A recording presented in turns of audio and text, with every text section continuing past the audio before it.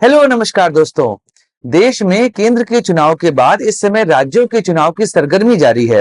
हरियाणा और जम्मू कश्मीर में चुनाव हो रहे हैं और दिल्ली में अभी अरविंद केजरीवाल ने आतिशी मार्लेना को मुख्यमंत्री बनाकर वहां पर भी ऐसा दर्शा दिया है कि आने वाले समय में जल्द ही वहां पर चुनाव हो सकते हैं। वैसे फरवरी में दिल्ली में चुनाव होने संभावित है क्योंकि फरवरी में दिल्ली का कार्यकाल जो है वह पूरा हो रहा है। इसके अलावा महाराष्ट्र और झारखंड में भी चुनाव जो हैं वो कभी भी घोषित हो सकते हैं क्योंकि वहां पर भी 5 साल का कार्यकाल जो है वह पूरा होने वाला है।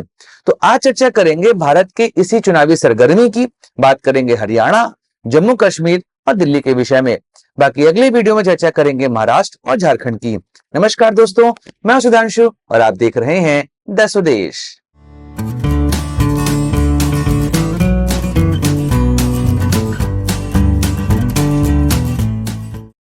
में भारतीय प्रधानमंत्री नरेंद्र मोदी अमेरिका की यात्रा पर हैं और वहां पर अभी क्वाड सम्मेलन भी हुआ। ऐसे में उस यात्रा का प्रभाव क्या भारत के चुनाव पर पड़ेगा, यह तो समय बताएगा।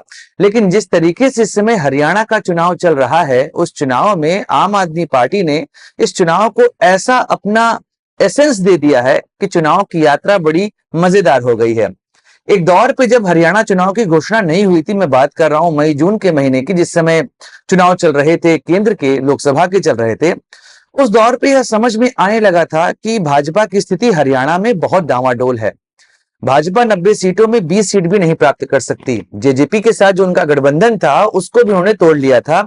उनको लगा कि जाट वोट बैंक को वो जिस तरीके से बांटेंगे उसके बाद राह थोड़ी आसान हो सकती है। पर रिजल्ट आए तो उन लोकसभा के रिजल्ट ने यह दिखा दिया कि हरियाणा में अभी भाजपा को लेकर माहौल सही नहीं है। और जिस तरीके से किसान आंदोलन रहा हो या महिला रेसलर्स ने जो आंदोलन किया था बृजभूषण सिंह के खिलाफ, ऐसे में माहौल जो है वो कांग्रेस की तरफ जाता दिखाई दे रहा था। ओलंपिक में विनेश फोगाट डिस्क्वालीफाई होती हैं, उसके बाद भी यह सरगर्मी और तेज बढ़ जाती है।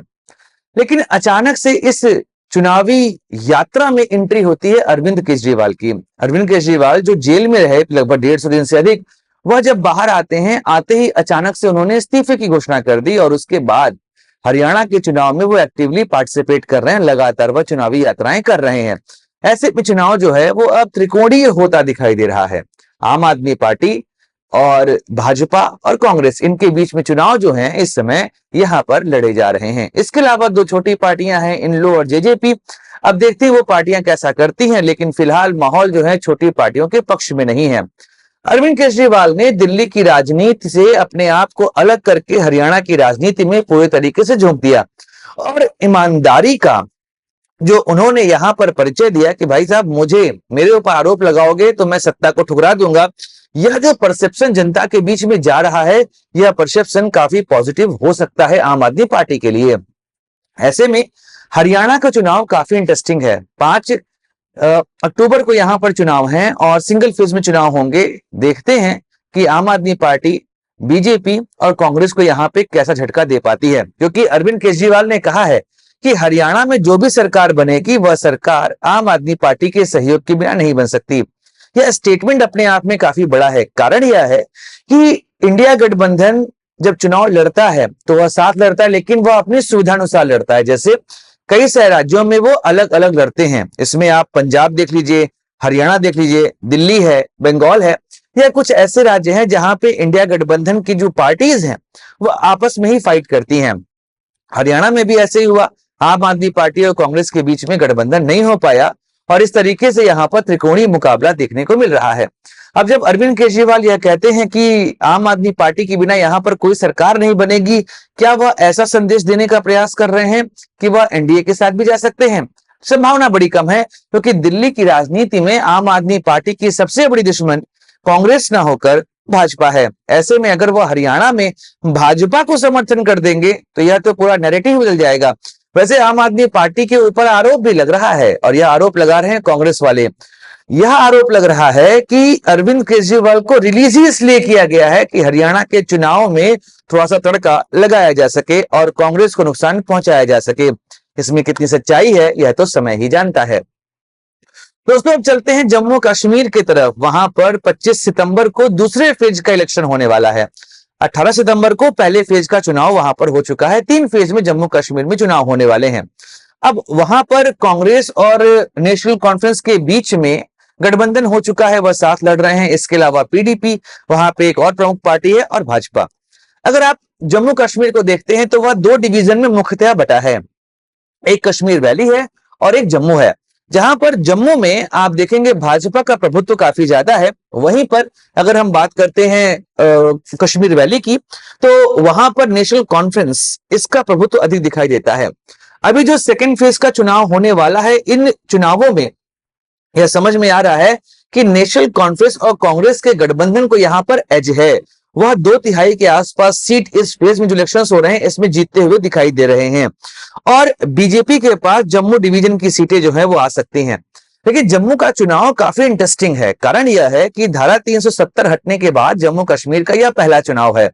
ऐसे में भाजपा 370 को लेकर यहां पे प्रमुखता से बातें उठा रही है। वह कह रही है कि जम्मू कश्मीर जो इस समय टूरिस्ट के लिए ओपन हुआ है, यहाँ पर जॉब अपॉर्चुनिटीज बढ़ी हैं, और अभी हाल के दिनों में पंचायत चुनावों के जैसे वहां पर लोगों ने अपना उत्साह दिखाया था, और फर्स्ट फेज में जो उत्साह दिखा था उसका यह प्रभाव है कि भाजपा 370 को लेकर यहाँ पे आश्वस्त है कि उस मुद्दे को हटाने के बाद भाजपा को यहाँ पर काफी फायदा मिलेगा। लेकिन समस्या यह है कि नेशनल कॉन्फ्रेंस और कांग्रेस या खुलकर तो 370 की बात नहीं कर रहे हैं, खासकर कांग्रेस, क्योंकि नेशनल कॉन्फ्रेंस ने तो अपने मैनिफेस्टो में 370 को वापस लाने की बात कर दी है। कैसे कही है यह तो भगवान ही जानता है, क्योंकि 370 हटाने का और लगाने का अधिकार राष्ट्रपति के पास है, और वर्तमान समय में सरकार एनडीए की है, तो यह तो मुश्किल है। लेकिन चुनाव जीतने के लिए 370 को हटाने की बात करना यह नेशनल कॉन्फ्रेंस का अपना ही मुद्दा है। क्या पता यह मुद्दा उनके लिए क्लिक कर जाए। लेकिन जहां तक मेरा राजनीतिक अनुभव या मेरा जो अनुमान है, उसमें 370 को अब वापस ला पाना यह लगभग असंभव है। कांग्रेस यहां पर शांत बैठी हुई है, क्योंकि उसके गठबंधन के पार्टनर जो हैं वह 370 को लाने की बात कर रहे हैं, और राहुल गांधी भी इनडायरेक्टली 370 को वापस लाने की बात कह रहे हैं। इनडायरेक्टली, यहां पर डायरेक्टली कुछ भी नहीं कहा। और कांग्रेस के कई सारे लीडर 370 के समर्थन में दिखाई भी देते हैं कि उसे वापस से जम्मू कश्मीर के लोगों को मिलना चाहिए। लेकिन सुप्रीम कोर्ट ने यहां भी कह दिया है कि जो 370 हटाया गया था पार्लियामेंट के माध्यम से, वह पूरे तरीके से कॉन्स्टिट्यूशनल है, क्योंकि जो 370 है वह एक टेम्परेरी अधिकार दिया गया जम्मू कश्मीर को, और उसे हटाया जा सकता था, और सरकार ने यहां पर कोई भी ऐसा काम नहीं किया है जो गैर संवैधानिक हो। देखते हैं 370 का मुद्दा जम्मू कश्मीर में कितना इफेक्ट डालता है।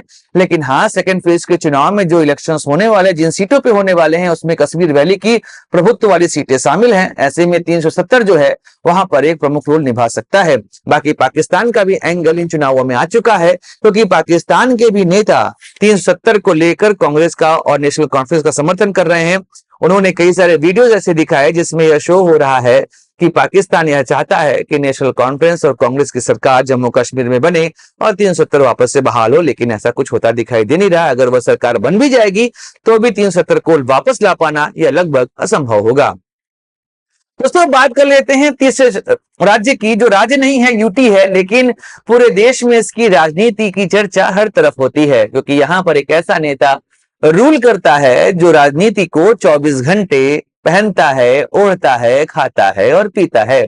अगर भारत देश में नरेंद्र मोदी की राजनीति को किसी ने टक्कर दिया है तो वह अरविंद केजरीवाल हैं, क्योंकि नरेंद्र मोदी के जैसे अरविंद केजरीवाल भी 24 घंटे राजनीति के मूड में रहते हैं।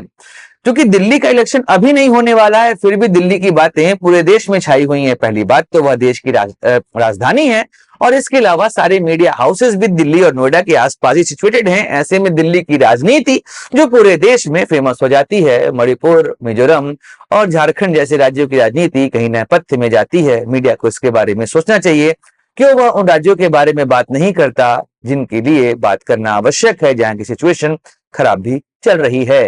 तो अब दिल्ली की बात करें तो अरविंद केजरीवाल जब रिलीज होकर आते हैं जेल से, सुप्रीम कोर्ट ने जब कहा कि भाई साहब तुम जाओ और आजाद हो, तुम्हारे ऊपर जब केस चलेगा तो वापस आना, फिलहाल अभी तुम आजाद हो, तुमको बेल मिल जाती है।